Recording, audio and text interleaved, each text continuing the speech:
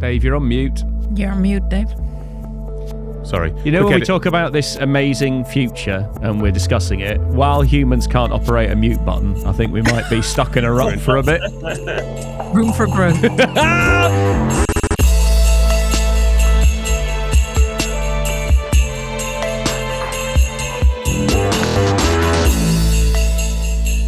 Welcome to Christmas Realities, an original podcast from Capgemini, and we hope you're having a very Merry Christmas and best wishes for a healthy and happy New Year. Now, on this Christmas special of the show, we're returning to the simulation, specifically in light of progress on AI, quantum processing power, and our developing understanding of it all over the last 3 years.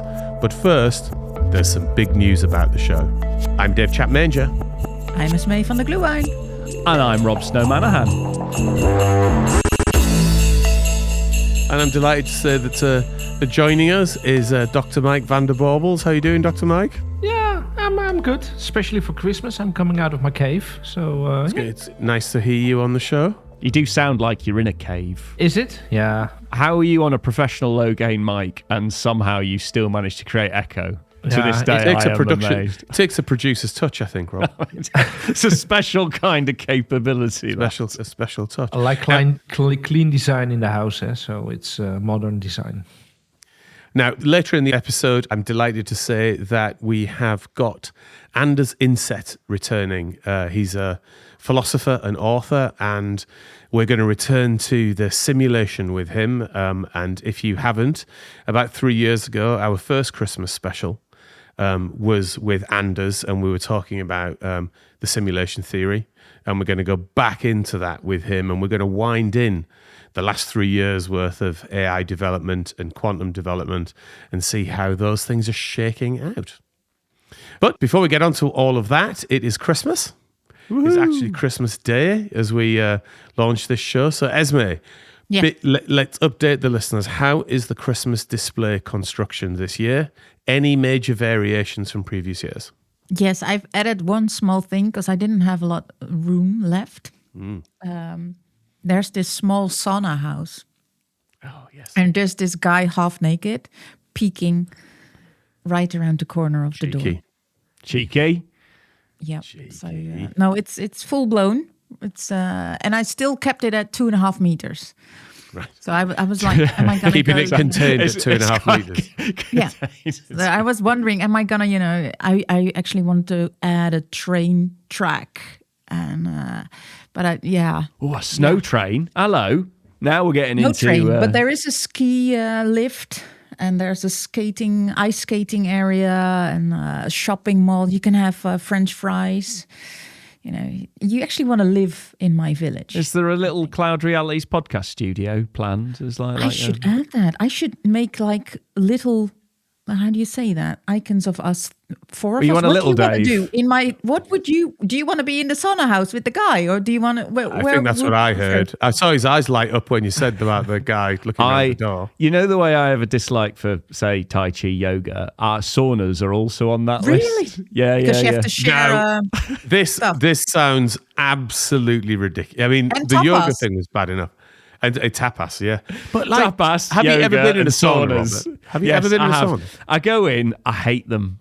I like hot bath or whatever. That's all cool. But something about saunas, I just make me uncomfortable. I don't know. Is it the nakedness? Is it the nakedness again? I think that's a part of it. And definitely, I'm very British in that sense. But there's also this, I don't know, they're just not for me. I just get really uncomfortable really fast. It's just, I don't like it. I'm not engaging. As maybe don't put me in the sauna. I could be stood outside waiting. I'll be sat on a park bench with a glue vine. I'm not touching that, Rob. I'm not going anywhere near that joke. So how's your Christmas season been? Mine? Yeah. It's been all right. Getting a bit more Christmas. I added Christmas tunes on. That's good. I like that. I do enjoy that part of it, building up to Christmas, and then after Christmas it's been. But yes, it's fine. We have done a lot of our Christmas shopping. Now the boys are a bit older, a bit easier. They just want a new phone or something, so we go there. But now I recommended to you the best Christmas song in the world a couple of weeks ago when we were in Vegas. Have you bothered listening to it? Is the question. I did. I need to go back and listen to it again. It's one of those ones that I think you have to get into a bit more. I see the potential, very potential, but no, it could well make it onto the standard Christmas tunes list. It's LCD Sound System's "Christmas Will Break Your Heart." If you haven't heard it, it's my I solid. actually recorded Rob singing in the car. Christmas. Oh, you didn't. Don't tell me this exists. No, I'm gonna leave that for a moment. That I what was I singing? I sing a lot when I think nobody's listening. Well, we were there in the car. Oh, right. Well, you never Doesn't listen to mean we me. were So, yeah, exactly. I'm going to say standard part of the course. I say stuff and look around, and you're all looking out the window trying to avoid me. Esmee's building a file for us. Yeah. Yes. The dossier that keeps on increasing. And Marcel, Merry Christmas. How are you doing? Fine. Yeah, just returned from vacation at Aruba. And how is the economy of the Caribbean at the moment, mate? Yeah, so I left Bonaire, so now they've collapsed. Aruba. Have you not seen the news? Yeah. They're in devastation because it's gone. They've just had to abandon the island. No, so my daughter is working there for 4 months in a hospital, and yeah, when it's Christmas, you have to visit her. So and Thijs, so Fleur and Thijs. It was really nice being there. And David, I think you need to reveal your Christmas experiences. Oh, thanks for asking, Rob. You know, we have to do it once in a while. I have, I've enjoyed this Christmas season. It seems to have come up very quickly because I also went on a late holiday this summer, which this autumn, in fact, it was like the last 2 weeks of October, and then before you knew it, we're into Christmas party season. I went to a couple of really good ones this year. I went to one Christmas party, had Nile Rodgers and Chic at it, Robert. Who were they? Oh, sorry, I don't actually know who that is. Am I supposed to know who they are? Is that a thing? Right. Okay, Nile we're all just looking at Dave Nile blankly Rodgers. on the screen now. What? Sorry, who's Nile Rodgers? Okay. So Nile Rodgers co-wrote "Let's Dance" with David Bowie. Oh, I know that song. Get, I know Get the song. Lucky with Daft Punk. Oh, right. Okay. And literally a bazillion other songs that are both his trademark is like the jangly guitar sound that you can hear in Get Lucky. You know, that's sort of trademark Nile Rodgers. He's a big deal. He had a band called Chic in the 80s that did sort of very paradigm 80s sort of stuff. Anyway, he hit your headlines, festivals and stuff, and he showed up at this Christmas party that I was at. So that was a fun night out. Oh, that sounds quite good. Although you are losing points for using the phrase "literally a bazillion." I'm sorry, I'm going to have to pick you up on that. Oh God, that's just not good enough, Dave. From somebody even like at you, Christmas, even at Christmas, this place. Even at Christmas, I need to call you out on points like that. You're a professional speaker type person. Maybe not quite a bazillion. How many noughts is in a bazillion? Well, I don't know, but I suspect it's a lot. Is bazillion even a number? Is that a thing we need to check? I mean, there's a whole quality control issue if here, it's Dave. not, it should be. 24. Yeah. Right. So let's move on to some big news. Marcel, what is our big news? So this is our last episode of Cloud Realities, Dave. Rob Our and last Esmee. episode of Yeah. Cloud Realities. Yeah, I'm seeing it here, I think. The 3-year journey. Am I coming fired? to a Is conclusion. that what is this a bad way to tell me I'm no longer required? Yeah, we're gonna tell you this now, and then the three of us are gonna go off and do more episodes, and then hope you don't notice. All right.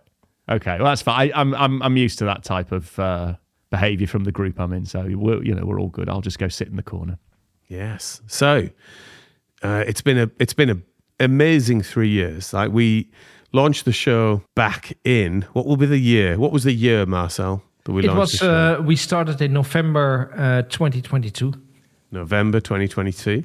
So we're now in Christmas 2025. So almost exactly 3 years, give or take a few weeks. And we happened to launch the show, which was given the name of Cloud, was going to talk a lot about cloud industry, cloud transformation, etc. But we launched the show coincidentally right at the time. I think it was, Rob, correct me if I'm wrong, GPT-3 at that point? Yeah, it was in and around there. The models were starting to become viable for external consumption and out of the labs. And so we've ended up, really by virtue of holding a mirror up tracking that journey for the last 3 years, and the breadth of what we talk about and the impact technology can have just got wider and more impactful. And it feels like as the show has completed an arc to a certain extent at this point, it seemed to make sense to go, okay, let's take a pause on that. Esmee, you're the newest member of the team, already making a huge impact. What has your bit of the journey felt like to you? Well, I think, I've grown up together with you guys. So I think that's something that I definitely admire towards you guys, that you were able to help me get through it. And at the same time, it's going so fast, the technology, and everything that's happening in terms of releases of capabilities. But what I also see is that every conversation ends up talking about trust, and not so much trusting the technology, but trusting the people and the organizations behind it. So and that's what I still find fascinating. So that's what I love. So that really stood out. And also that technologies, the speed is increasing, but I think the sense making, so again, the human side is not going that fast. So that's also something that I see. And I think also that a lot of innovation or autonomy feel like the opposite of governance, and they're not the opposite. So I think that's also something that we heard throughout the shows, is that it's about providing a structure for your people that provides direction, but also the possibility to be a team that is able to deliver end to end.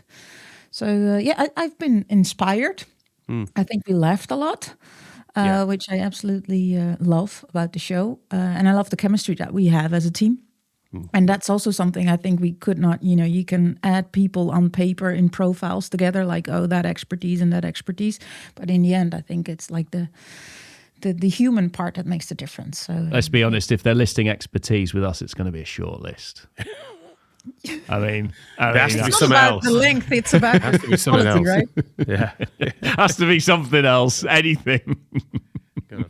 Got to paper over those cracks. Yeah. Marcel, how has the journey been for you? So the first time Marcel and I met was to talk about this fledgling idea for a podcast. You remember that? Yeah, I remember it. It's summer 2022. So, I've still got your look of disbelief and disappointment that was etched on your face when I was trying to describe it to you, as if to say, what is it? are you talking about? No, He's always got a look of disbelief That's on his his natural face. face. It's his natural resting face. Disbelief. Hey, I only know that now, though. It's the first time I'd met him. So no, it was sort of the first time I thought about doing something else with cloud, because in normal life I'm responsible for cloud marketing on group level, and I thought a podcast, that's never been done. And first I thought, podcast, what is it? And then we had a conversation. I saw your sort of knowledge and the things that you have done with other podcasts, and I thought, this is a good opportunity to do something different in the organization and in the market. And how's it been? Was it like you were initially thinking it would be when you were kind of thinking that through? Has it been any different? What's it been like for you? I thought, let's just try something, and then we discussed do it weekly, and then I thought, oh my God, weekly a podcast with guests, and where are the guests? And Sounds like hard work, doesn't it, Marcel? Yeah, that was one, but also You were like every week. What? Every week? So 52 weeks. Then no vacation breaks, and then, but finding guests in the beginning, that was really, really a struggle and a challenge. Sometimes on the Wednesday evening, we had to find a solution to publish something on a Thursday. Did have a couple of those, and this is really behind the scenes. But that was a real challenge. And then I don't know what happened, but we launched mid of November 2022. 2 weeks later, we went to AWS reInvent. We thought maybe we must bring somebody in, and it was Rob as a sort of roving reporter. Roving reporter Rob Kernahan. and instantly there was a click. And a few weeks later, more and more people were saying, it's really amazing what you're doing. We're listening to your podcast, and the listeners' numbers were growing. And yeah, the feedback was coming. Also, people came to us like PR agencies on, oh, we have a good guest. And that was an amazing turnaround. And I mentioned the word guest, but it's guest-led. And we had some amazing guests like Father Paolo Benatti. Suddenly we had a personal advisor of the Pope in the show. And the first time we saw him at an event, Dave. We just connected to him and he agreed to be on the show. So that's an amazing highlight. And I think the biggest highlight is a couple of weeks ago when we suddenly received 3 prizes and awards. We got awards.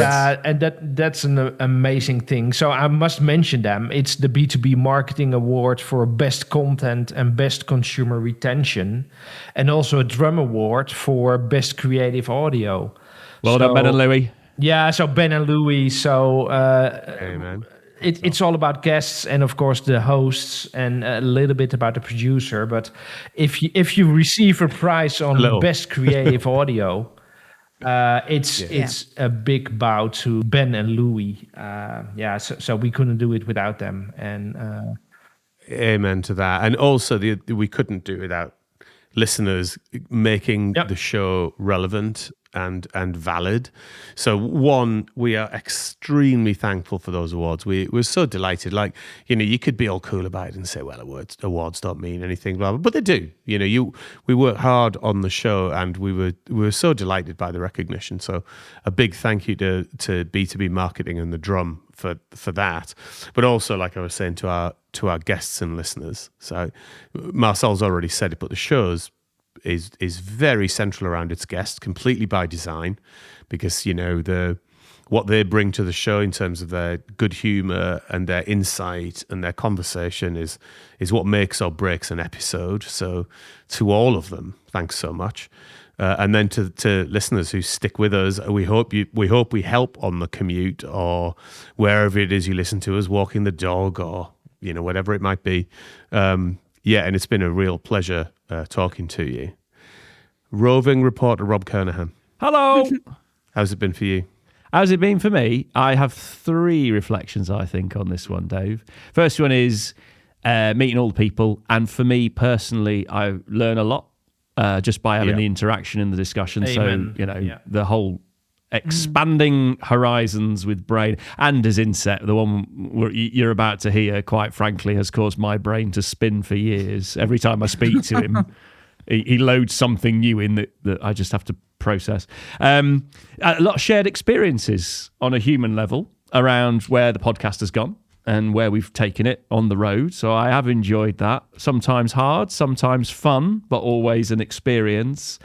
And then a bit of a deeper understanding of getting us together as a group, learning more about you guys as humans. I probably know a little bit too much about you now these days, but there's definitely a lot about getting that sort of camaraderie going, which is quite good fun as well. So those, if I was to reflect, it's those 3.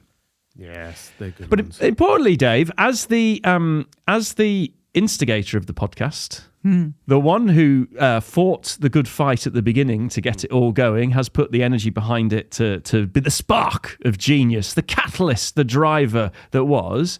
What's your reflection on 3 years of hard fought and won podcasting? I think my first one is I absolutely loved it.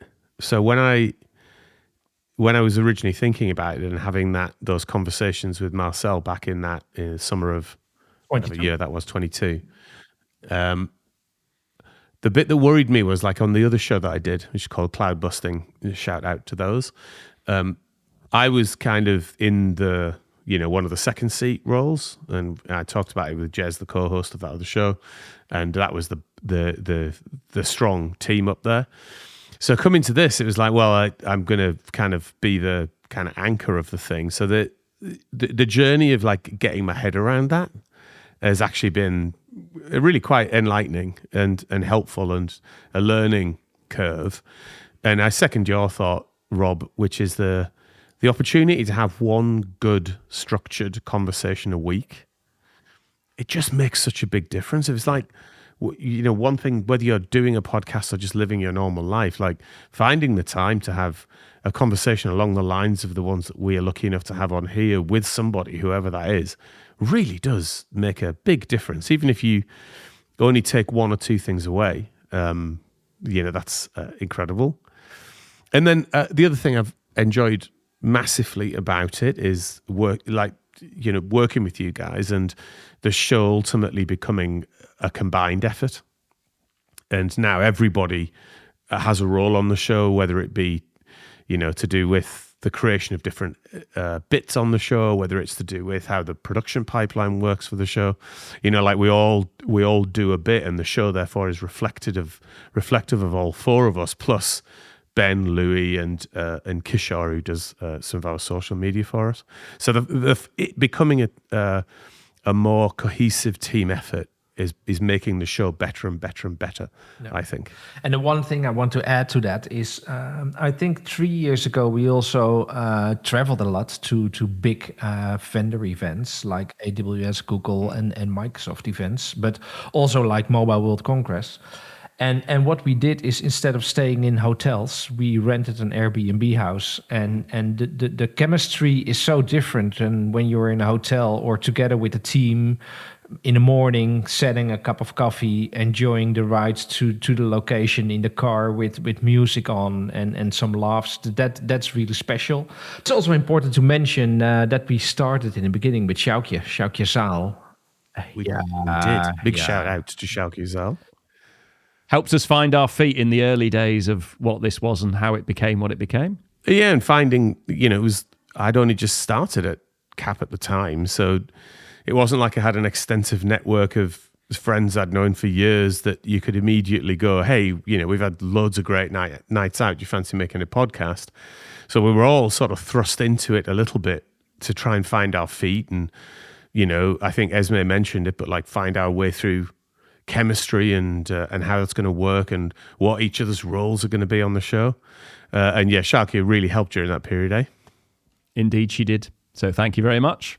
Maybe talk about a final thank you, which is actually the three big partners, AWS, Google, and Microsoft, in no particular order, have been enormously supportive, whether it's getting incredible guests for the lives that we've done over the last 3 years, or guests that have come on to the normal weekly show.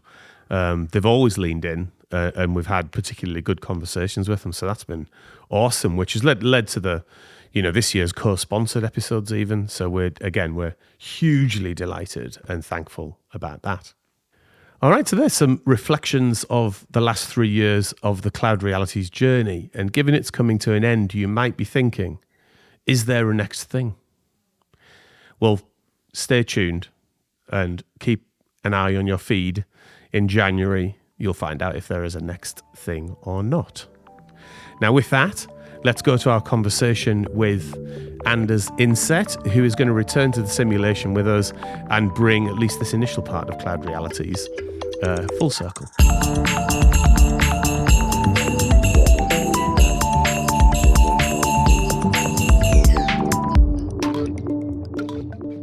And I'm delighted to say that joining us on today's Christmas special is Anders Indset. He's back on the show, author and philosopher. Anders, how are you doing? It's always a pleasure to see you. Likewise. Thank you so much for having me back on. Doing pretty good. I mean, Christmas is upon us, so it's a good time. Merry Christmas. Merry Christmas. You need one of those loyalty cards because you've done that many podcasts with us. You've got the stamps. You should get something free. Like free cappuccino. Yeah, free cappuccino. Yeah, that's all it's worth, by the way, one coffee. Hours and hours of high-end input into our pods, making us sound good, and you get a coffee.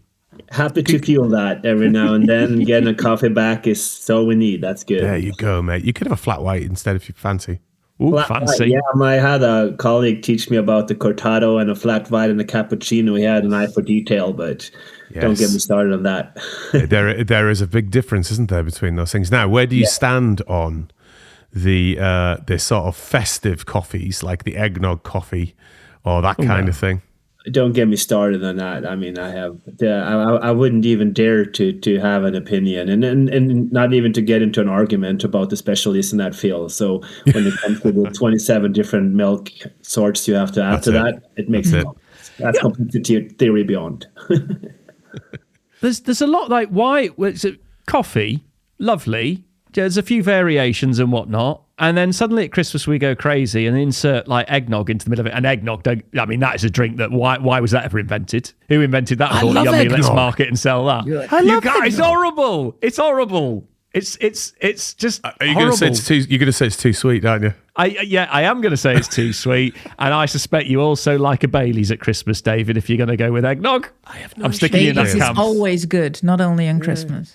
No issue with Baileys. But Rob, though, I mean, if you take out the story, the mythology, and you put it into a solved world where you can put anything into explanation all the way down to the foundation of life and consciousness, take out the story. What do we have? So why are you arguing against these wonderful Christmas traditions? I mean, that's all we have, man. I mean, it's all we have. You cannot Pure tell me that eggnog has a mythical legend in our lives. Come on, It's just as real as anything else we believe in. If it's, printed paper with ink and kings and queen on it, shiny gold, it doesn't have a value just because it's shiny. So these are stories. And I'm glad you're here, Anders. Some might have more substance than other, but, I draw the line at eggnog. Sorry. All right. There are limits to my belief system. We found the borders of, the plausibilities of our stories.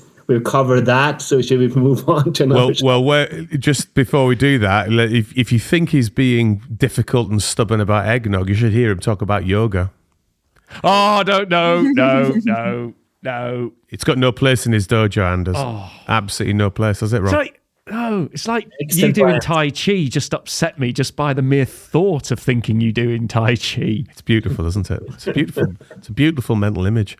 Anyway, on that note, let's talk a little bit about, Anders, what you've been up to. So there's a couple of major pieces of work called the quantum economy and the singularity paradox, which I'm going to summarize in a second for our listeners. But why don't you just tell us what you've been up to since the last time we talked, and where your head's at the moment? Yeah, I've still published quite a bit. I mean, I ran into having been born an AI with my initials being AI. I ran into a very interesting discovery when I, found myself writing, and I've written the long dashes, the M dashes, and the guillemets, the parentheses that came out of GBT in my books. And I had an argument back in 2019 with my publisher why I would do that. And I found it personal, and it was kind of an aesthetical value to my writing by doing so.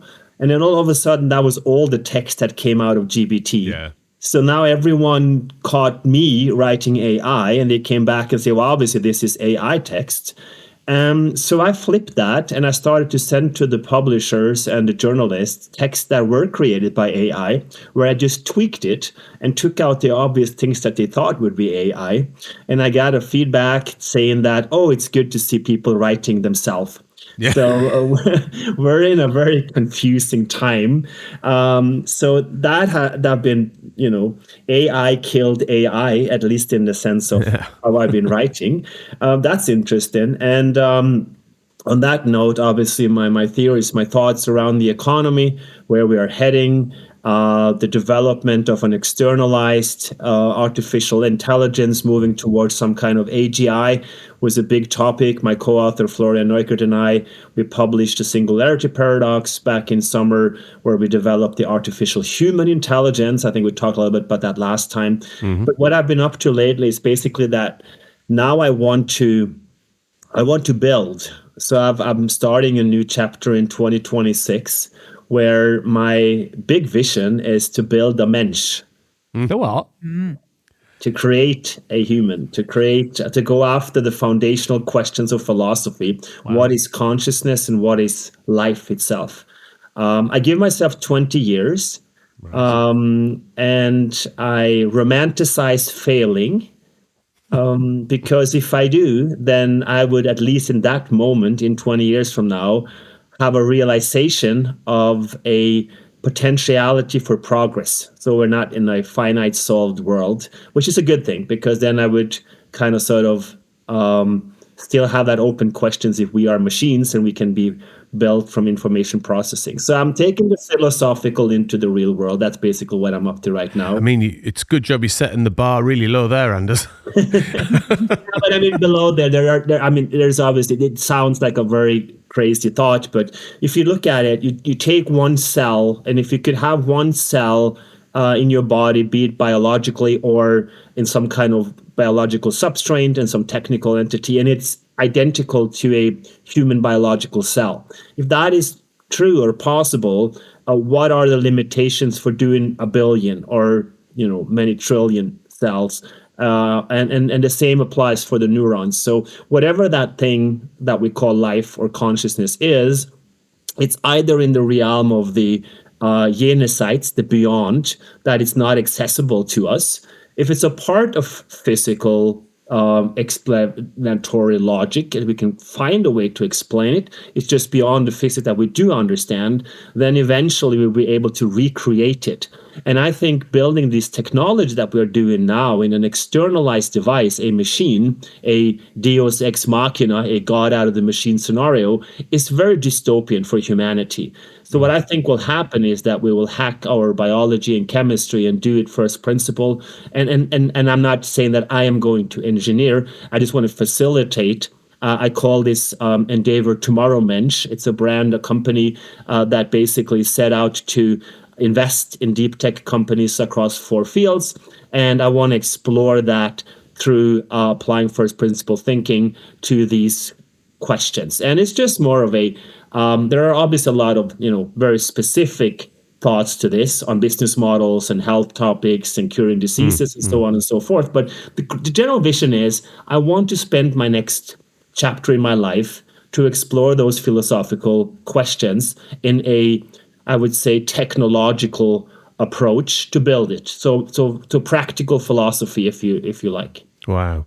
Well, let's maybe go back, take a step back and go back to your most recent 2 pieces of work, actually, because I'm sure there's foundational thinking in there anyway that's getting you to the Tomorrow Mensch situation you just talked about. So very briefly, I'll just quickly summarize Anders' last 2 pieces of work. One is the quantum economy, where he posits AI, quantum technologies, biotechnology, and decentralized infrastructure no longer change the world around us, but the nature of the human experience itself. And then in the singularity paradox, introduces the concept of artificial human intelligence, which is a way of understanding how humans and machines co-evolve. So Anders, just share your background thinking with us on these things and how they come together in your mind. Yeah. So I'm not neglecting any spiritual belief or other schools of thought. I'm not negating or neglecting that there could be a foundational consciousness that emerges into what we call physical reality.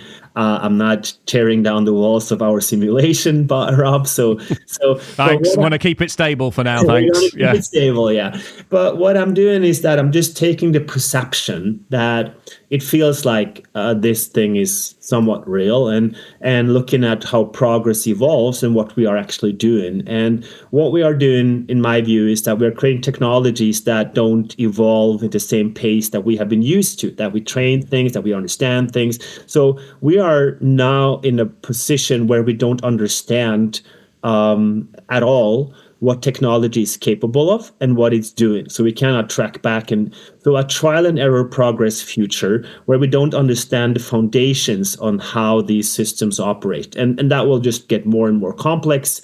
And AI will help us explain that as well. But what we see then is that our evolutionary mechanisms, if we hold on to a Darwinian theory of evolution and are not at all equipped to tackle this type of progress. So we are right now in a technological tsunami, and that's not related to biotech and AI and quantum and all that. It's related to how we perceive reality and our understanding of the world. And I think that this is what we will see over the next 10 years, is that we will change our view of the world, what we believe that we are and how we interact with a potential physical reality. And that will be driven through the technological progress that would follow. So my thinking is here that we will speed up, and the limitation that we have today are twofold. That's one, the compute power. So we can scale that, and we see that from the models. I mean, we are, bored from LLMs, so we're looking for different approaches, but it's still really, really good.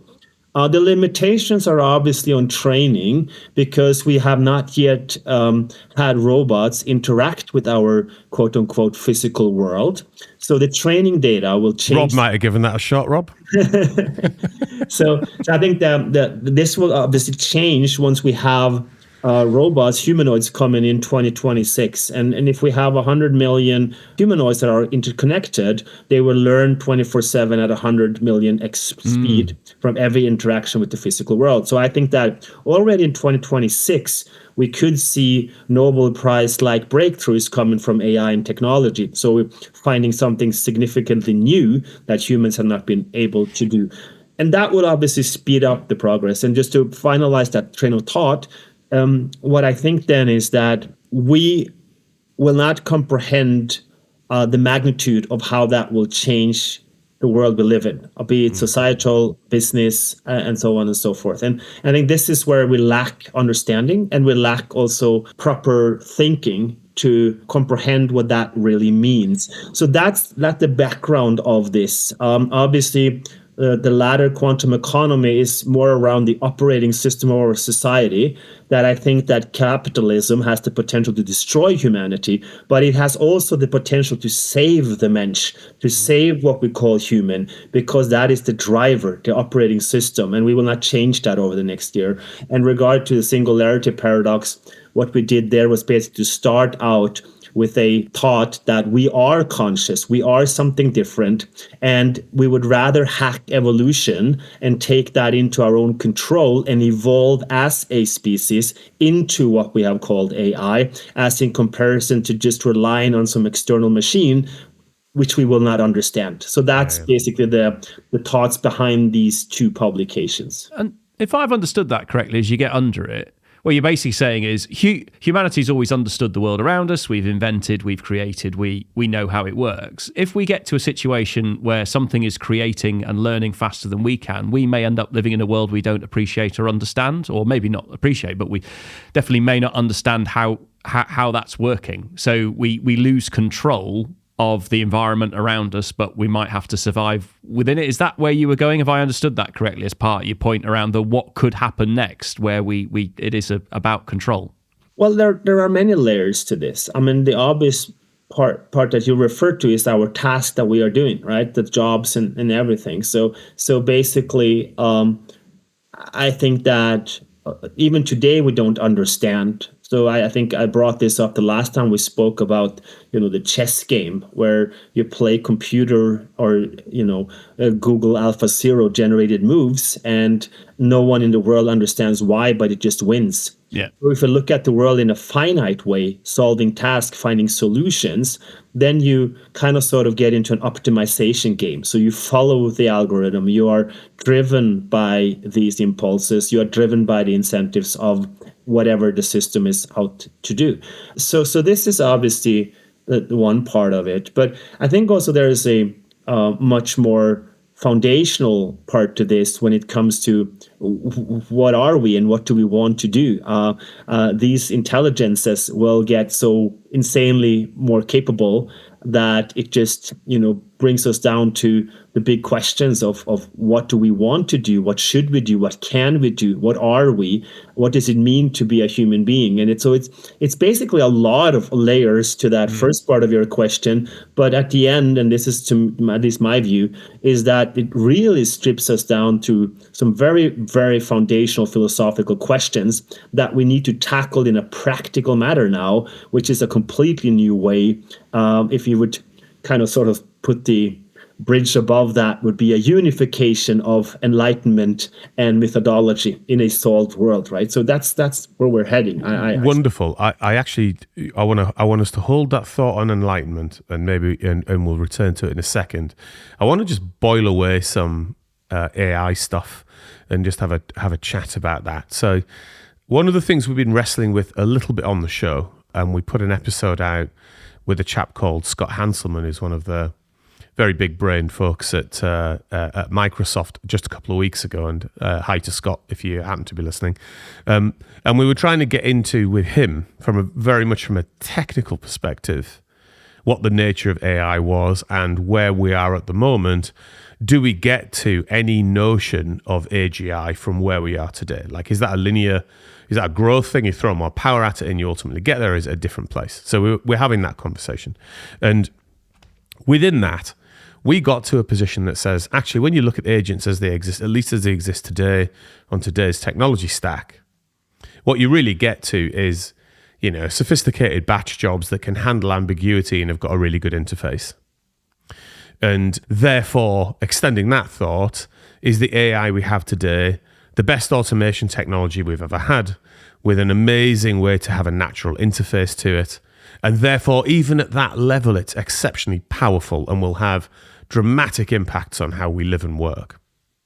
Now, at the same time of having that conversation, Robert, do your thing about the Turing test and the other one. Oh, it was about perceptible intelligence. So I use the example of say, the only thing that I know is the input I've received into my brain. So I work with Dave. I've interacted with him a number of times. I perceive him to be intelligent, in commas, in inverted quotes. But that's the only judgment I have. So if I put everything in a black box and I interact with it and it came back in what I believe to be an intelligent response, an intelligent way, and it's maybe even smarter than me in certain things, is that intelligence? And then there's this thing like the ARC2 test that went through, that AI smashed through recently, which says actually it's showing creativity. It's now scoring higher than a human. Are we getting to the point where actually we're no longer able to judge what this is? And I suppose it got down to a conversation with, if I perceive it to be intelligent, is it actually intelligent? It got into that sort of definition. It'd be interesting in your view on that, because I only have my eyes, my ears, and whatever I can sense to tell me what is it around me. It goes back to the whole point of this, the simulation point and everything else. I can't tell anything other than what my brain tells me. So much before we let you loose on that, Anders, and hopefully that's provoked some thoughts. Where I was trying to get to was what's the best way to therefore frame AI as it exists today? E.g., is the continued framing of it as anthropomorphized agent-like things? Or is it actually better to just say they're tools, very powerful tools, but it's just tools? I mean, if you look at what we do, we anthropomorphize stupid Sony dogs without any intelligence and say, looked at me. Yeah. So I think the question is it's very relevant. It's a very important question, but it's kind of sort of like, if an AI gives you goosebump, you cannot goose it away, and you don't give a care whether it's a large language model, if it has some sentience or whatever, right? And the thing is that I wouldn't agree necessarily that even the more, and I just repeat to what I said earlier. I find large language model boring, but they are so amazing that it's not clear with enough compute and scalability that they cannot, quote unquote, do anything a human can. And I'm cautious of the term here, but when I say that, there are so many things we can mimic and kind of sort of play back at us. So in a general sense, obviously there are nuances to this, but it could be that we could, with enough compute, enough error correction, optimization, GPT-5.2 just came out, and you can have theories behind the scene where they say it's already much more advanced, but it's just too expensive to let out on the public because it's just eating up so many resources. Yeah. What would be if we didn't have a restriction to resources in terms of energy? Right? How much can you scale the compute here? So I think, we might be underestimating the power even of the systems that we are creating today. That possible, being said, I don't think these are the systems that we will refer to, whatever AGI is. There is a very vague term and people define that differently. But I think that there will be other world models, foundational models, that will make these AI systems or models much more lean and faster because some things are given and you can relate to that. And when you start to add different infrastructures to this, maybe even some kind of quantum compute power or other ways of applying it, then I cannot foresee that there are borders to the things that it could not do, and this is something that I think about a lot, and in particular when we look at what we do as human beings, right? And the tasks. There are tasks, a plumber, or you can go and take a tile on a minus 20 degrees Celsius roof with a lot of snow in the center of Norway. That's a very singular task for a person. That's not the economy of scale. It's a very complex task. And that, till example, could be something that a robot, a machine, an AI could have difficulty doing. But most thing we do on a daily basis, I think, could be pretty much replicated through a machine. So I think, Rob, coming back to your first, but I think I lost the first part of your question. So I mean, I got onto Dave's comment, but there was one more thing. If I perceive it to be intelligent because I interact with it and I believe that to be so, and I only have my own frame of reference for intelligence, then is it intelligent from that thing? It's like, what's the definition of it and how do we judge it? Yeah. Yes, I got you. Yeah. So what I was going to say here was that I had this argument lately, and people come up to me and say, well, this is a higher state of consciousness. So they would say like, yeah, a dog is conscious, right? But we have a higher state of consciousness. And then I would say, well, what do you mean by higher state? I mean, like, what is the grading here? What is the conceptual framework you are referring to? You could also argue my dog sense that I'm coming home, sitting in a car a kilometer away from where I'm at home. I mean, I can't explain that. So the sensing of a dog seems to be much more complex than a human being can do in many cases. So one can also argue the dog is the more conscious, even though the self-awareness is not always the same maybe as we have, but it has less intelligence, less complexity in the structures of how the neurons interact. And, to your point then, what is it then that, quote unquote, it becomes intelligent? What is intelligence? I mean, this is also, the term AI, it's not artificial because it's like created by someone, and we haven't defined what intelligence is. So, as long as you perceive it to be real, and that to lead into your beautiful views of the simulation, if you cannot distinguish it. And this, I think, just gonna continue. 10 years from now, we might not have operating systems and apps and software.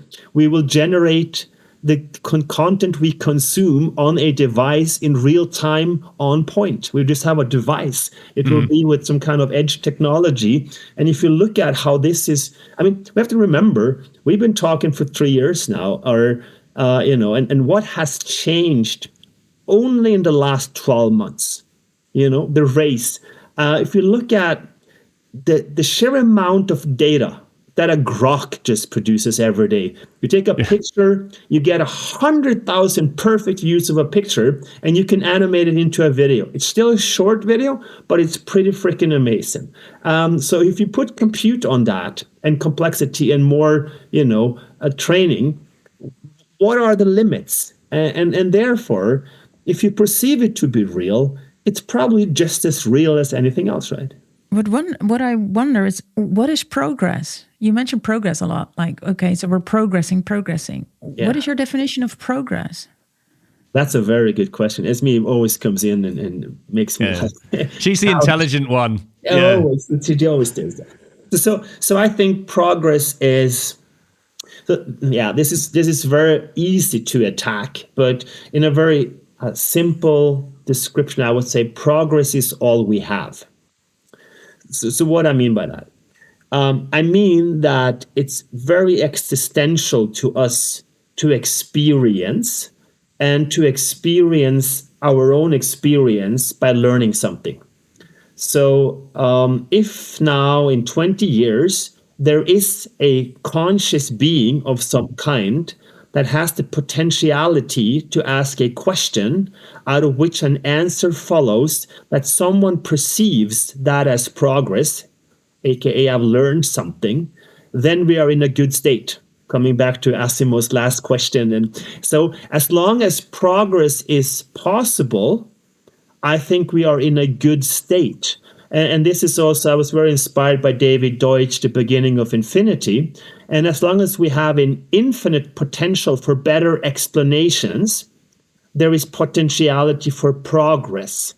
I do not know how a solved world would look like. So do we sit in awe or just take some fungi or have some, things flowing into our brains that we have a perfect psychedelic state all the time? Do we sit in some vase or beam off to some whatever? So I don't know how that would look like. So therefore, to me, progress, positive progress, which makes it even more complex. So what is positive, right? So the experience of life as something of a possibilistic philosophy. So say that it's not the naive optimism and it's not the dystopian negativism. It's a possibilism where I understand that progress is possible and I am an active agent. I act into life. I fill my life with substance and therefore I learn, experience, I progress. And if I fill my life, I think we can have a fulfilled life. The other part of that is the zombie state, where we just react to impulses, we react to data, we react to technology, we are sucked through life, right? And that becomes depressing, frustrating, and eventually, if we program it, maybe along the way, we even lose the agency. So the lights are on, but there's no one home to perceive them. So it's a long answer to a very complex question, Esmee, but progress is indeed something that I think a lot about when it's come to existentialism and to live a life. There's a wonderful German word I use a lot, Lebendigkeit. It's the vitality of life itself.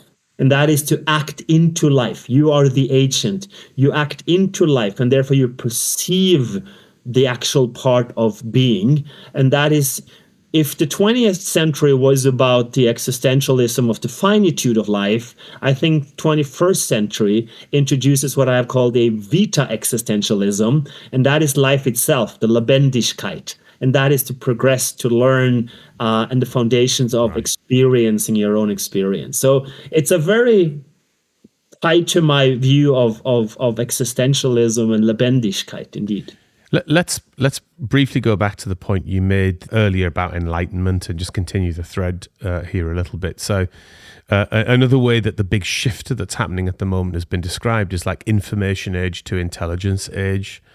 And what does life in the intelligence age actually mean for humans, in the sense that the life in the information age is very different to the industrial age and so on. Does that align with the point you've just made? And also your point about enlightenment. So moving into intelligence age, you can basically, and I'll ridiculously oversimplify this, at least to a point where I can understand it anyway.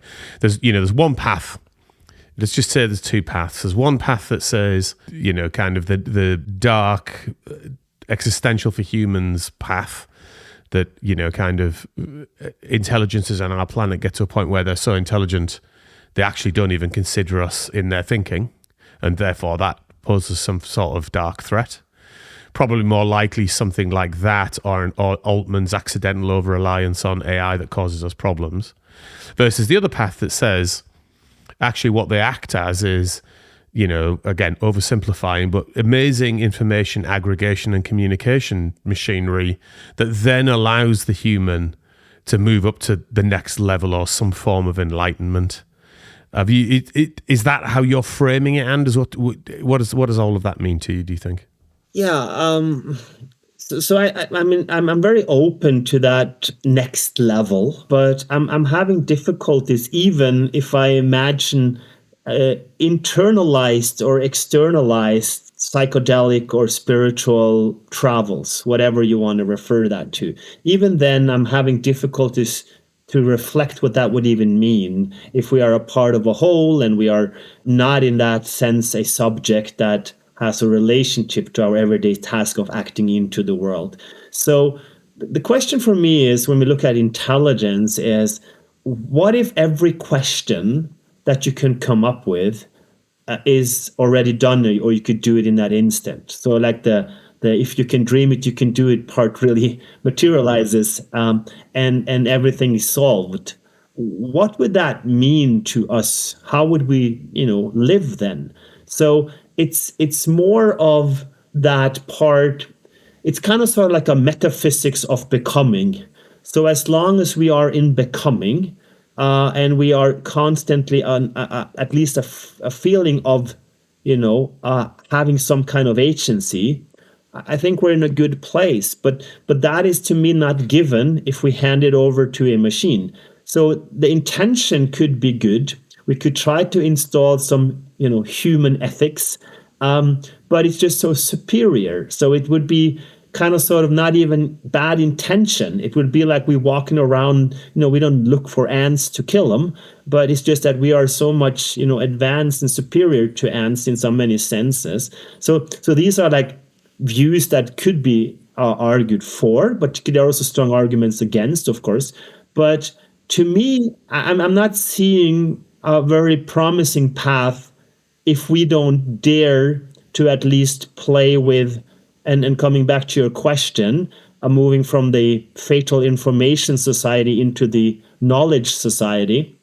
I think we have to go beyond that. We live in an attention economy today, an attention society, where everything that is intention are the vitalization of society and economy. I think we have to get down to the society of understanding. We need to understand what things are, and that is basically, for me, only done by first principle, and maybe to start with a human being, with a mensch, and as I said at the beginning, to take evolution into our own hands. So I think it goes beyond knowledge, because a knowledge world, a solved world, is a world where there is no room for progress, and is not given with the understanding. So we're kind of sort of circling back to a lot of thoughts that philosophers had, if it's Hegel or Kant, and even work of Nietzsche, and that in a new dress.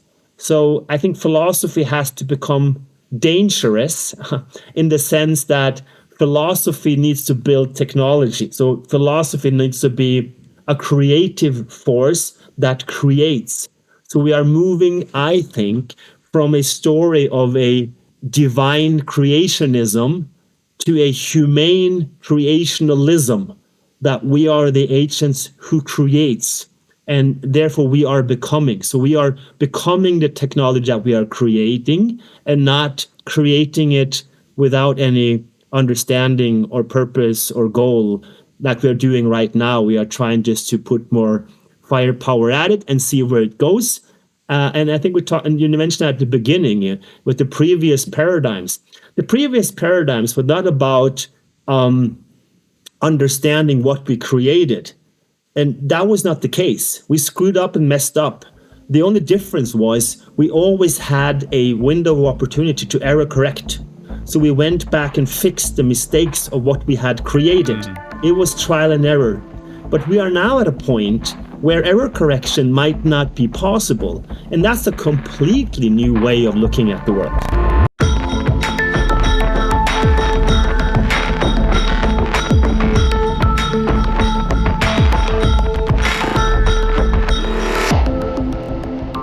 So, Anders, in much of what you've just been talking about, you're talking about things like perception and the way that you experience life, and what that means and why it's meaningful.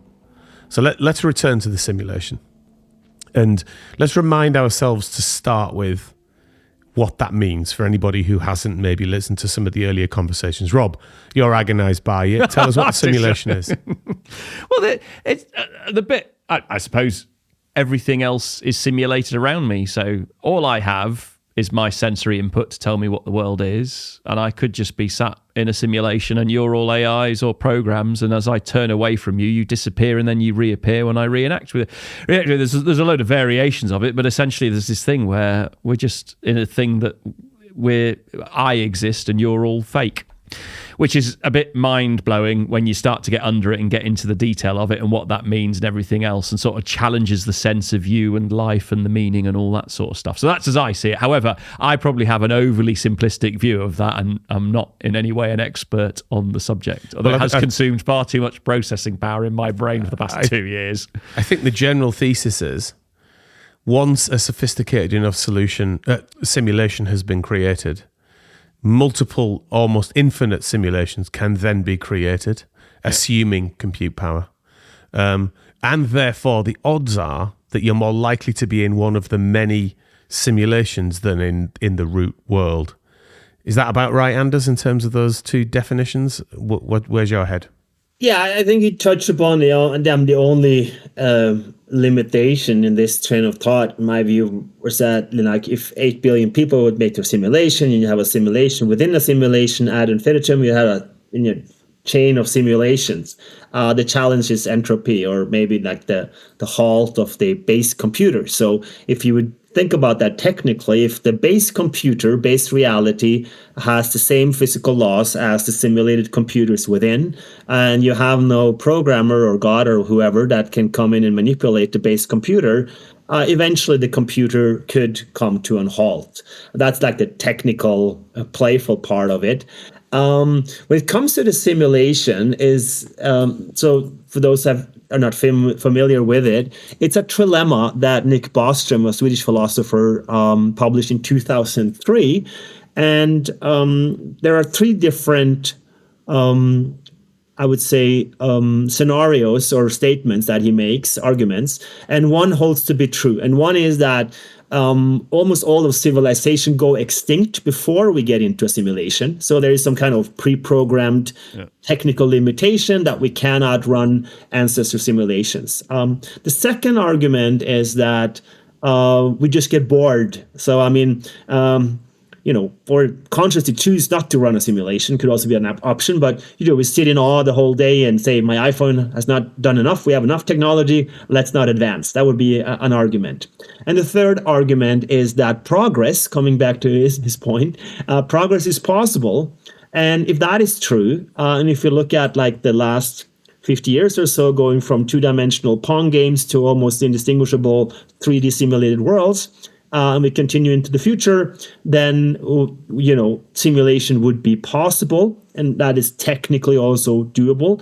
And if that is true, then based on the sheer time frame and the, whole essence of things, then the probability that we live in base reality is almost zero. And this is what Neil deGrasse Tyson, David Chalmers, Elon Musk are very outspoken about. So this is the theory, and this is then what happens. And to add to the last conversation, so my co-author Florian Neukert has very substantially published in scientific papers around what he called the quantum memory matrix. I'm sure we can put the work in the show notes.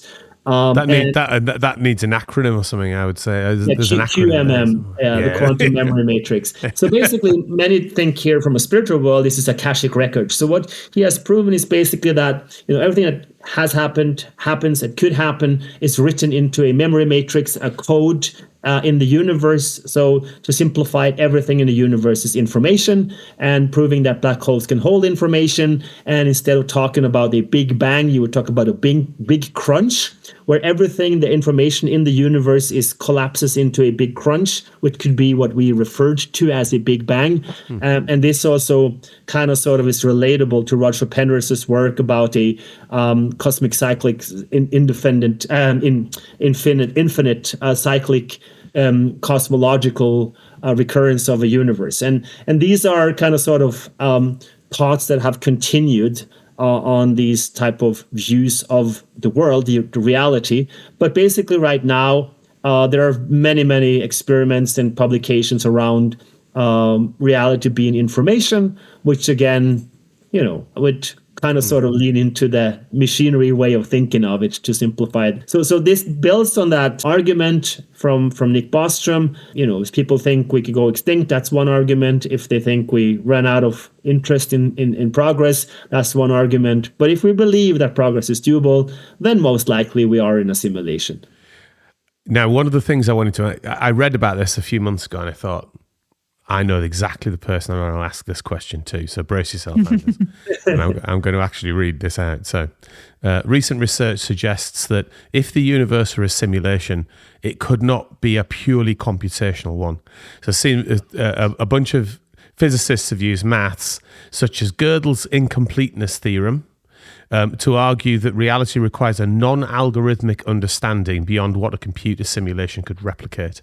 So, I wondered, one, Did you catch that when it was there was a little bit of buzz about it a couple of months ago? And two, just where that sat within your view of it. Is it too literal, kind of assuming a computer works the same as it does today and it might not work like that in the future? Take on the situation, or is there something in there for you? Yeah, I mean, when it comes down to the core thinking of the quantum mechanical part of a universe and also to the math, I'm sure Florian would give a much more sophisticated answer than I could. There has been arguments against and also for Gödel's incompleteness theory, and there has also been statements and arguments around why it does not contradict. But I'm not in a position to answer that question.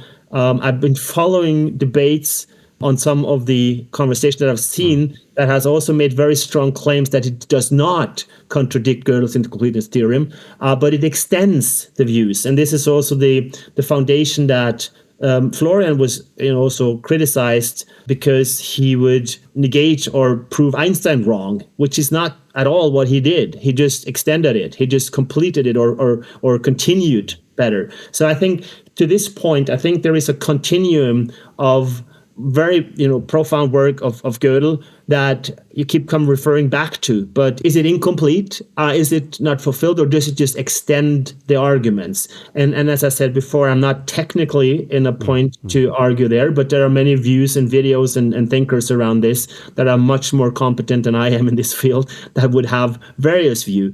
To be honest, I don't know. I do not know technically if there is something here. But I've seen arguments on both sides. So I think people should just, if they want to get very technical on it, they should dig in and have a look at both sides of the arguments. Well, what I find or struggle about it is that when we're talking about this, people like to come out and make a statement like you've just said, Dave, and it's absolute, this must be true. There's no way but all they're basing it on is the set of knowledge that they have and the capability that they have to be able to theorize that.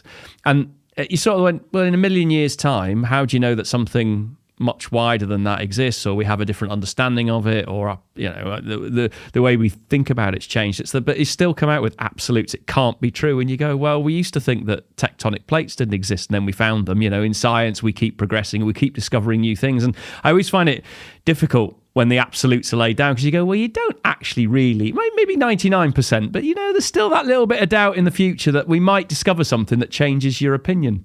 Now, the simulation doesn't need to follow a logic, it doesn't need to be complete, and it doesn't need to be self-explanatory within, right? So I think this is also basically. I don't think there is an argument for that. You don't have to have a simulation that can prove anything about itself, right? And I think this is where you would argue against Gödel, but I think this is not. This is not what Gödel is saying. And to your point before, Rob, when you turn around, you just need local coherency, right? It just renders where you are, right? As long as it's stable enough for you to think that you exist.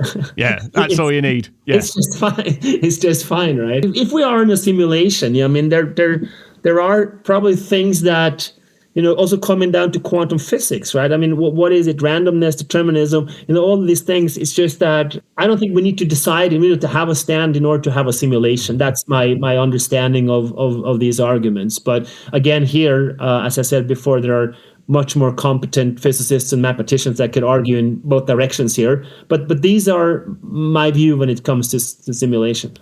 Is there any work that you've done since the last time we were on the show? I think we had the simulation conversation 3 years ago this Christmas, and I know you've been working on it since. I think the conclusion, as close as you can get to a conclusion about such a thing, I think where we left it last time around was a bit like the point you and Rob have just been talking about, which is if I'm experiencing it and I'm living a fully fledged life of progress and experience and etc., then does it matter whether I'm in a simulation or not?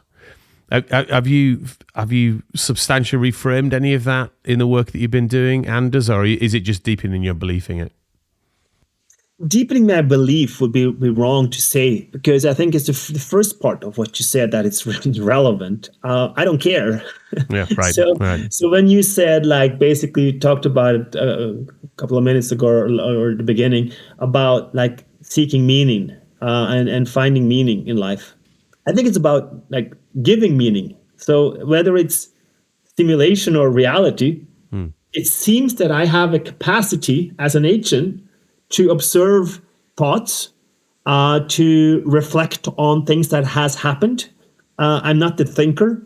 I'm not the, pulling the strings. The neurons fire and I project it onto what I call reality. But I can have some capacity to think about thoughts, to think about what has happened. So I'm an observer of reality. And now it seems that I have some kind of agency. I don't want to get into the whole free will debate, but it seems that I have some kind of agency to act into the world. So I can like have a feeling of filling my world and giving meaning to a whatever reality we want to perceive. So I think, this whole thing it's pretty cool to feel like you are alive. So it's funky. It's fun. I think it's better than not being alive, without any comparison, because I can't say that I can compare it to not being alive. But I think it's pretty cool, and therefore I think that, as I said very early, about filling your life and being the agent and giving meaning to life, like a wonderful journey to nowhere. But you're not a meaning seeker, you're a meaning giver to your own life. And therefore it doesn't matter if it's real, if it's simulated, whatever, if it's just foundational and the physical reality emerges out of consciousness, like Donald Hoffman talks about. It doesn't matter because it feels real to me. And therefore my whole agency is to give some meaning to it. It's the same as the Truman Show, right? As long as he thinks it's real, it's real. Yeah. Until, he bumps his boat to the decor and he finds out, oh my God, Well, yeah. So don't row your boat. Interestingly, as you were going through that description, I don't think you did this before, but I could be misremembering. You were using the term agent quite a lot as you were describing that there. I wonder, and I don't recall you using that term before, but maybe you did. But do you think there is any, any interesting relationship between the evolution of the agent as we're seeing it at the moment and the creation of agent platforms and agents interacting with humans and the sort of world that we are highly likely to find ourselves in? Any relationship between that and what we've been talking about, do you think? Like, is it possible to say that, well, an agent, it's basically passing the Turing test, to Rob's point, and it's active in my organization and I talk to it every day? What do you think its experience of the situation is?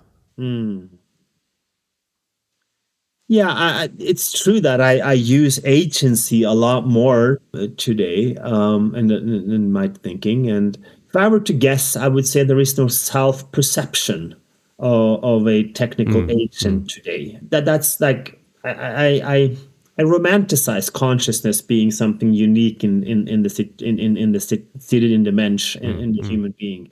And therefore, I think it's pretty amazing. And if there is something beyond that, many also argue for that the consciousness is, or some kind of panpsychic worldview, and everything has some kind of consciousness. And there are many things that I'm very open to experiencing, believing in. And I've been thinking also a lot about.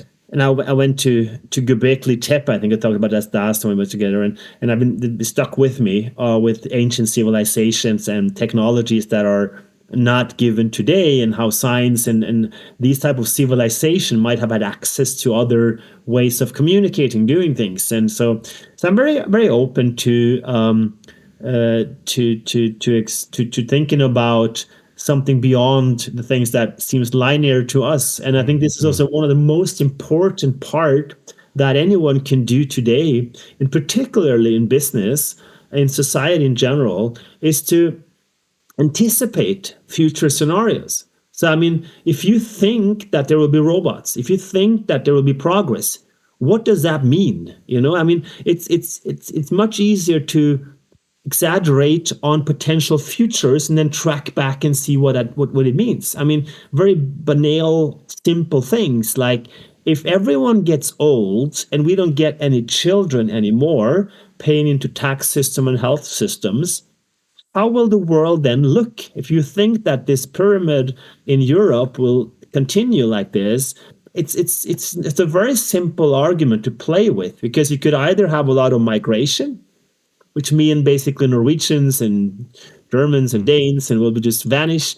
eventually, right? If they die.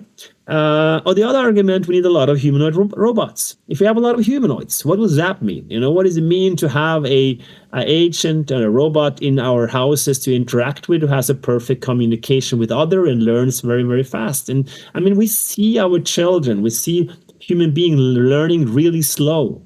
This is not how machines learn. They play 4 million games of chess against itself. It gets up and it starts to dance, and within an hour it could do karate. So, I mean, basically, this is like, what does that even mean to us? So anticipating future is something that becomes really important. So at least everyone can think about, what does it mean to me? And in that position, we start to think about plausible futures. And to finish that argument, then it seems like we build that. So coming back to your question on the agents, it seems like we are creating that. The question is, are we creating a future consciously out of these reflections? Or are we doing trial and error and just fueling the fire by throwing more compute at it and see where it takes us? And these are two different futures, I believe. And I would be more optimistic about the first one, where we spend a lot more time thinking about what kind of future is worth striving for, under the assumption we will have abundance of resources, in particularly energy, and we will have this compute power that we are foreseeing. We will have quantum computers. And, the argument Ray Kurzweil has on AGI is 2029, right? But then he has technological singularity pinpoint for 2045. That's 16 years. If you have an AGI, as per the conventional description of an AGI, why do you take 16 years to propel into a singularity? So why doesn't it speed up? So I'm even, he's a genius. He came up with this in the 70s, in the 80s, and people are just starting to agree more with him. But where I might not agree is that it would take then after 2029, 16 years for that rapid development, because my assumption would be it would just speed up a lot after that. So yeah, it's things that we can play with. What does a world where energy is free even mean? Where it's capex, big fixed cost, no opex, no variable cost. What does that mean? Very interesting. Well, I think on that note, we'll leave that as an open question for now. Anders, that's always a pleasure to dig into some of those subjects with you. Absolutely crazy stuff. So thank you so much. Do you think it's crazy, Dave? I honestly, I use that term not in the sense of like insane, more in the sense of like it's just unbelievable to think about. Like it's just. But why do you say that? Because when I wrote the Quantum Economy, the first book back in 2018, 2019, I wrote about AI and all that stuff. And I said the 2020s to 2030s, 10 years. And the same people said, oh, this is science fiction and you're a futurist and you're exaggerating and this and that.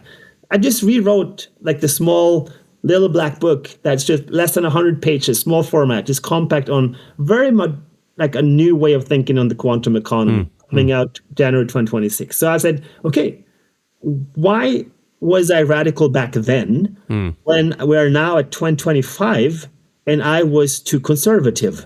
I mean, I underestimated. Yeah. Now when I predict and when I look at the future, people come back and say, you're crazy. Well, am I? Why? I think it's boring. I think it's just thinking exponentially about progress. And someone has to come out and say, we are going to stagnate. We're going to take our Nokia 5110. We're going to go backwards. That's crazy, crazy thinking about progress. Exponential. So I'm just always surprised that my thinking is science. I call it sci-fi with a PHI. For me, it's more the fact that we're having this conversation, and the crazy thing is that it's actually happening as we speak now. We did a thing recently where we were at a couple of conferences, and at the end of the episode, we asked all the guests, like, if you think about sci-fi books, films, TV, and the way that they represent tech, for want of a better term, and the world as a result of that tech, most of the stuff that's been influential on at least our generation of humans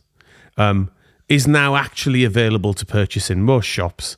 And you could go down to like the expo floor at these conventions, and you can see the sorts of things, whether it be like the virtual companion from Her, or whether it be highly automated drones that can run in huge kind of flocks that can like be massively controlled, or whether it be robotics or even quantum computers.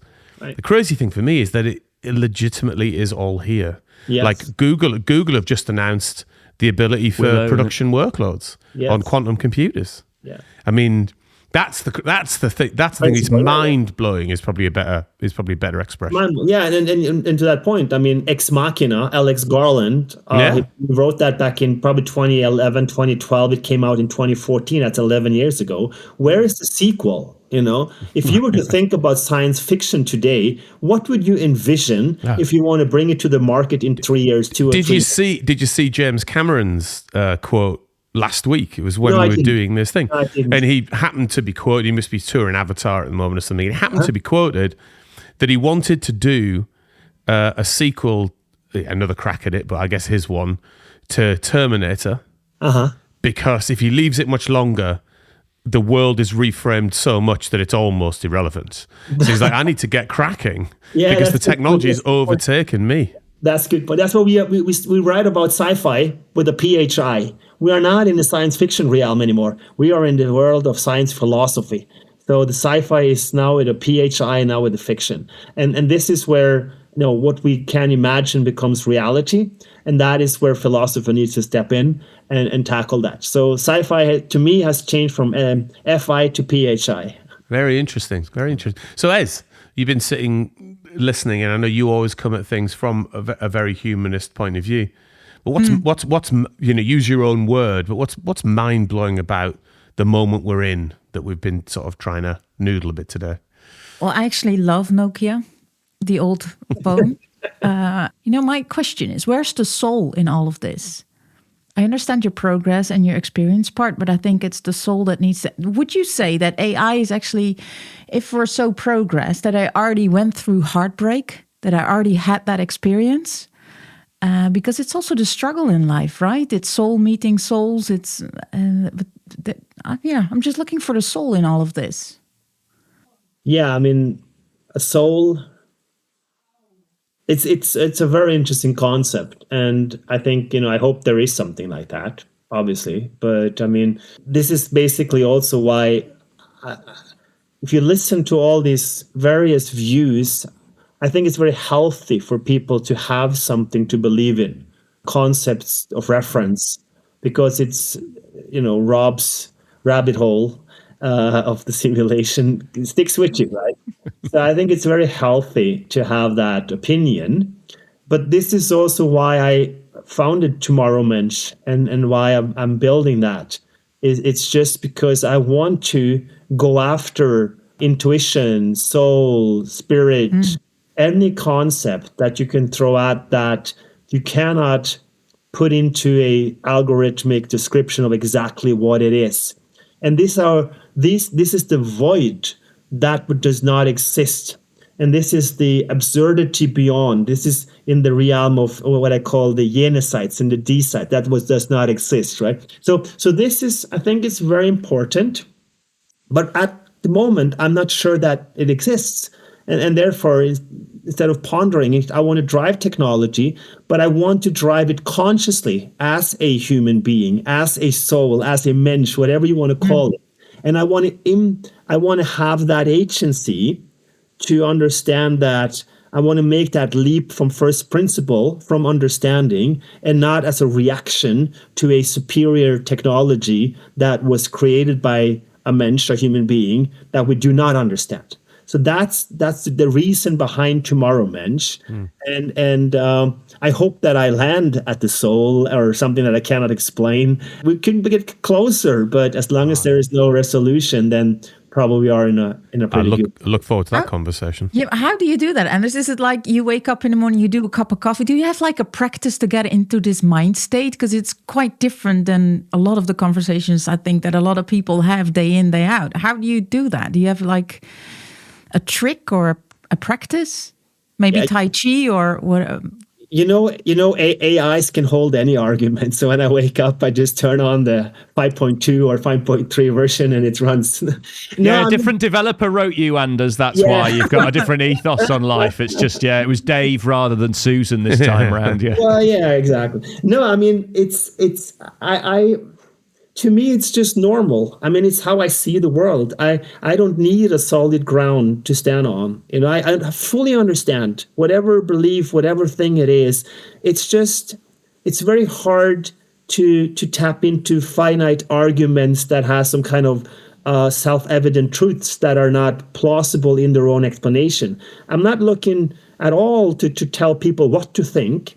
But I think it's very healthy to learn how to think. And I try to move on that. I try to figure out, why do I see it like that? And that's why it's just how I see the world. And I'm open to any explanatory finite description. If there are any monotheistic systems that are correct, I'm open to all. But as long as there are 5 or 6, just agree on one and come and show them to me. I'm agnostic. I'm an agnostic atheist.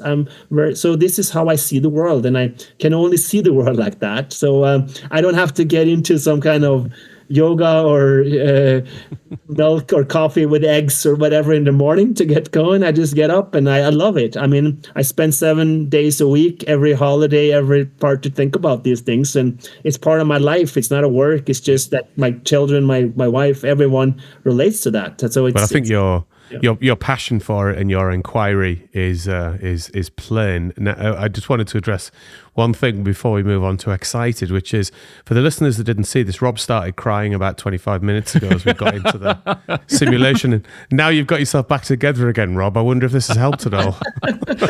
I think it's always amazing when we have these conversations, because what you've done is, just as I was getting to the understanding of a conversation we had 3 years ago, you've now loaded me up with another 3 years of confusion, and then we're going to meet again. I'm going to go, right, I've just about understood the conversation we had 3 years ago, and now it's going to load me up again. Keep filling the hopper up. Right, if you can't convince them, confuse them, right? That's the way. That's exactly. The way.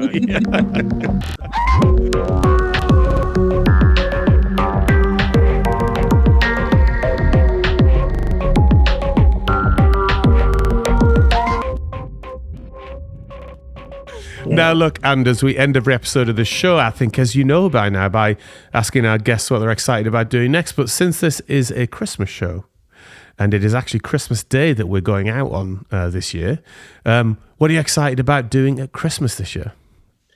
It's very easy. I'm taking my 2 daughters to my parents in Røros in Norway.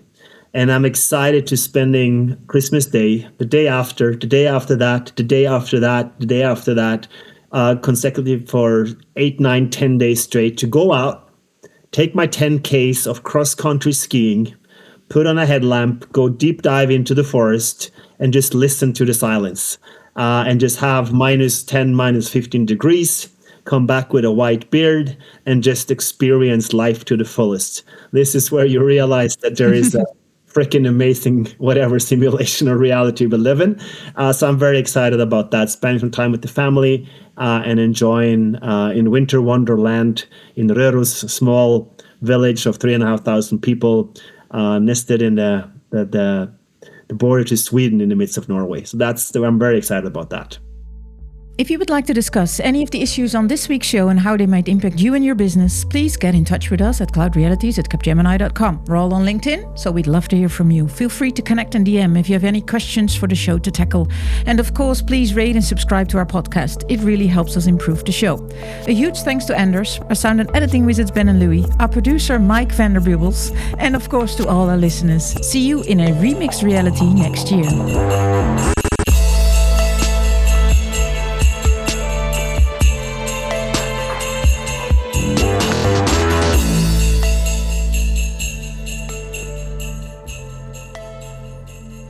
We're changing name. No! Edit point. This is the last episode of Cloud Realities. Okay. Edit point. Did we not have this conversation like literally an hour ago? I thought I would throw it in. So You thought you'd just do something totally different and way less interesting? okay, we'll start again. Edit point. Okay, edit point.